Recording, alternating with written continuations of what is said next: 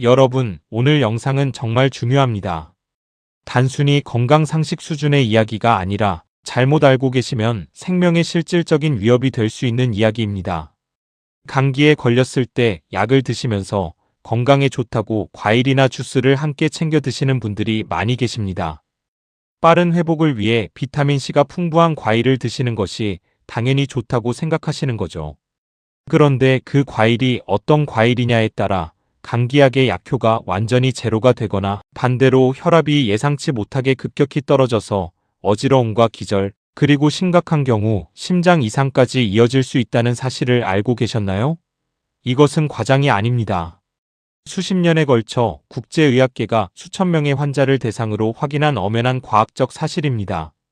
오늘 이 영상에서는 감기약과 절대 함께 먹으면 안 되는 과일의 정체, 그 충격적인 메커니즘, 그리고 특히 고혈압이나 심장질환이 있는 분들이 반드시 알아야 할 위험 정보를 전부 알려드리겠습니다. 끝까지 꼭 보시기 바랍니다. 이야기를 시작하기 전에 먼저 우리가 흔히 먹는 감기약이 어떤 성분으로 이루어져 있는지 간단히 짚어드리겠습니다. 일반적인 종합 감기약 한 알 안에는 여러 가지 성분이 복합적으로 들어있습니다. 열과 통증을 낮추는 해열진통제 성분인 아세트아미노펜, 콧물과 재채기를 억제하는 항히스타민제, 코막힘을 해소하는 혈관수축제, 성분인 슈도에페드린 또는 페닐에프린, 기침을 억제하는 진해제, 그리고 가래를 삭히는 거담제가 주로 들어있습니다. 문제는 이 각각의 성분들이 특정 과일의 성분과 만났을 때 완전히 예측 불가능한 방식으로 반응한다는 것입니다. 그리고 그 주인공이 바로 자몽입니다. 자몽은 세계적으로 건강 과일의 대명사로 알려져 있습니다. 비타민C가 풍부하고 항산화 성분이 많으며 다이어트에도 좋다는 인식이 있습니다. 그런데 이 자몽이 약물과 함께 만났을 때 의학계가 역대 가장 위험한 음식과 약물의 상호작용 사례 중 하나로 꼽을 정도로 무서운 일이 벌어질 수 있습니다. 사실 자몽과 약물의 상호작용이 처음 발견된 것은 꽤 극적인 상황에서였습니다. 한 임상 연구에서 알코올이 혈압약에 미치는 영향을 연구하던 중 알코올 맛을 가리기 위해 자몽 주스를 사용했는데 예상치 못하게 혈압약의 혈중 농도가 비정상적으로 치솟는 것을 발견한 것이 그 시작이었습니다. 이 우연한 발견이 이후 수십 년간 자몽과 약물 상호작용 연구의 출발점이 되었고 지금까지 국제의약품 안전당국이 확인한 자몽의 영향을 받는 약물과 영양제의 수가 85종 이상에 달한다는 것이 밝혀졌습니다. 자몽이 왜 이렇게 위험한지 그 메커니즘을 정확히 알아야 합니다. 자몽 안에는 프라노쿠마린이라는 성분이 들어있습니다. 이 성분이 우리 소장세포 안에 있는 CYP3A4라는 효소를 강력하게 억제합니다. CYP3A4는 우리가 복용한 약물을 적절한 수준으로 분해하고 대사하는 핵심 효소입니다. 정상적인 상황에서 우리가 약을 한 알 먹으면 이 CYP3A4 효소가 약의 일부를 분해해서 혈중 농도가 안전한 범위 안에 머물도록 조절합니다. 그런데 자몽 주스가 이 효소를 꺼버리면 어떻게 될까요? 약이 전혀 분해되지 않은 채로 혈류로 그대로 쏟아져 들어갑니다. 혈압약의 경우 자몽과 함께 복용하면 혈압약의 혈중 농도가 최대 200%에서 400%까지 치솟을 수 있습니다.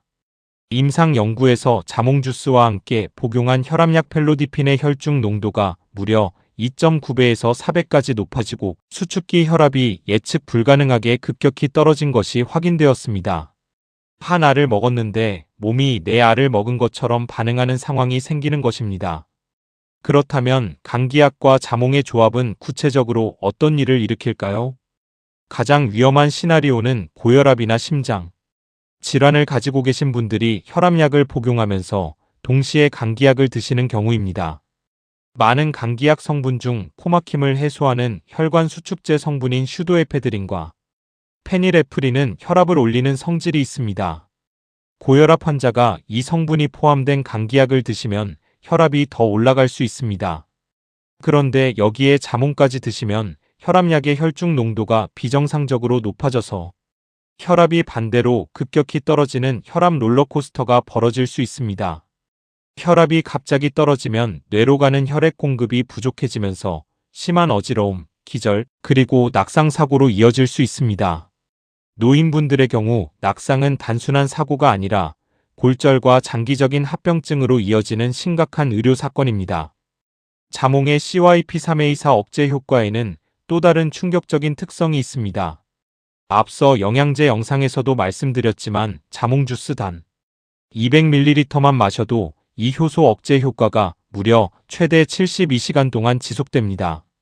즉, 오늘 아침에 자몽 주스를 한 잔 마셨다면 오늘뿐만 아니라 내일 모레에 드시는 감기약이나 혈압약에도 영향을 미친다는 뜻입니다. CYP3A4 효소는 일시적으로 차단되는 것이 아니라 실제로 파괴됩니다. 몸이 새로운 효소를 합성해서 정상 수준으로 회복하기까지 최대 3일이 걸립니다. 이 사실을 모르는 분들이 자몽을 아침에 먹고 저녁에 약을 드시면서 괜찮다고 생각하시는 경우가 많은데 이것은 매우 위험한 오해입니다. 이제 두 번째 위험 과일을 공개할 차례입니다. 많은 분들이 예상하지 못하실 텐데 바로 오렌지와 사과입니다. 정확히는 오렌지 주스와 사과 주스입니다. 자몽과는 다른 방향으로 문제가 생기지만 특정 감기약 성분에 대해서는 심각한 상호작용을 일으킵니다. 핵심은 OATP라는 약물 수송체입니다. OATP는 소장에 있는 운반 단백질로 특정 약물을 장에서 혈류로 흡수하는 역할을 합니다. 그런데 오렌지 주스와 사과 주스 안에 들어있는 나링긴, 플라보노이드 성분이 이 OATP 수송체의 기능을 강력하게 억제합니다. 오렌지 주스나 사과 주스가 이 수송체를 막아버리면 약물이 장에서 혈류로 들어가지 못하게 됩니다. 즉, 자몽과 반대로 약효가 과도하게 높아지는 것이 아니라 약효가 완전히 사라지는 방향으로 작용합니다. 이것이 특히 중요한 이유가 있습니다. 감기에 걸렸을 때 많이 복용하는 항히스타민제 성분인 펙소페나딘, 상품명으로는 알레그라라고 알려진 성분이 바로 OATP 수송체에 의존해서 흡수되는 대표적인 약물입니다. 국제임상약리학 저널에 발표된 연구에 따르면 펙소페나딘을 오렌지 주스나 사과 주스, 자몽 주스와 함께 복용했을 때 이 약의 체내 흡수율이 무려 65%에서 75%까지 감소하는 것이 확인되었습니다. 감기와 알레르기 증상을 완화하기 위해 드신 이 약의 효과가 주스 한 잔 때문에 4분의 1 이하로 뚝 떨어지는 것입니다. 이 연구는 국제의약품 규제 당국이 직접 인용할 만큼 임상적으로 중요한 근거로 인정받은 연구입니다. 실제로 국제의약품 안전당국은 펙소페나딘을 포함한 특정 항히스타민제를 과일 주스와 함께 복용하면 약효가 현저히 감소한다는 것을 공식적으로 인정하고 있습니다. 그렇다면 감기약을 드실 때 특히 주의해야 할 분들은 누구일까요? 첫째, 고혈압이나 심장질환을 가지고 계신 분들입니다. 이미 혈압약을 복용 중이신 상태에서 감기약을 드시는 분들은 감기약의 혈관 수축제, 성분이 혈압을 올릴 수 있다는 점, 그리고 자몽 등이 혈압약의 혈중 농도를 비정상적으로 높일 수 있다는 점 두 가지를 동시에 주의하셔야 합니다. 혈압 관련 약을 복용 중이신 분들은 반드시 약사나 의사에게 감기약 복용 가능 여부를 먼저 문의하시기 바랍니다. 둘째, 알레르기 비염이나 두드러기 등으로 항히스타민제를 정기적으로 복용 중이신 분들도 주의가 필요합니다. 감기 증상과 알레르기 증상을 동시에 억제하기 위해 중복 복용하는 경우가 생길 수 있고 이때 과일 주스와의 조합이 약효를 완전히 무력화시킬 수 있습니다. 셋째, 간 기능이 약하신 분들도 주의가 필요합니다. 자몽의 CYP3A4 억제로 혈중 약물 농도가 높아지면 간이 이를 처리해야 하는데 간 기능이 충분하지 않을 경우 약물 독성 위험이 높아질 수 있습니다. 지금부터 감기에 걸렸을 때 약을 드시면서 절대 피해야 할 음식 조합을 명확하게 정리해 드리겠습니다. 자몽과 자몽 주스는 감기약을 드시는 동안 완전히 피해야 합니다. 자몽 주스를 마신 후 최소 72시간, 즉 3일간은 효소 억제 효과가 지속되므로 약을 복용하는 기간에는 자몽 관련 식품을 아예 드시지 않는 것이 가장 안전합니다. 자몽과 비슷한 성분을 가진 세비야 오렌지, 포멜로, 탄젤로도 마찬가지입니다. 오렌지 주스, 사과 주스 같은 가공 과일 주스도 항히스타민제를 드시는 경우에는 피하시거나 약 복용 후 최소 4시간 이후에 드시는 것이 권장됩니다. 단, 신선하게 직접 짠 생과즙의 경우 가공 주스보다는 OATP 억제 효과가 낮을 수 있으나 감기약 복용 기간 중에는 가급적 피하시는 것이 안전합니다. 그렇다면 감기에 걸렸을 때 어떤 음식이 약 복용과 잘 맞을까요? 가장 안전하고 효과적인 선택은 역시 따뜻한 물입니다. 감기약은 200ml 이상의 충분한 미지근한 물과 함께 드시는 것이 흡수율도 가장 좋고 안전합니다. 비타민C 보충을 원하신다면 신선한 키위, 딸기, 파프리카를 별도로 드시는 것이 좋습니다. 이 식품들은 자몽이나 오렌지 주스와 달리 CYP3A4나 OATP 수송체에 심각한 영향을 미치지 않으면서도 비타민C를 충분히 공급해줍니다. 따뜻한 꿀생강차도 좋은 선택입니다. 생강은 항염증 효과와 항바이러스 효과가 있으며 꿀은 천연 항균 성분을 포함하고 있어 감기 회복에 도움이 됩니다. 단, 꿀은 만 1세 미만의 영아에게는 절대 드리지 마세요. 보툴리누스균 감염 위험이 있습니다.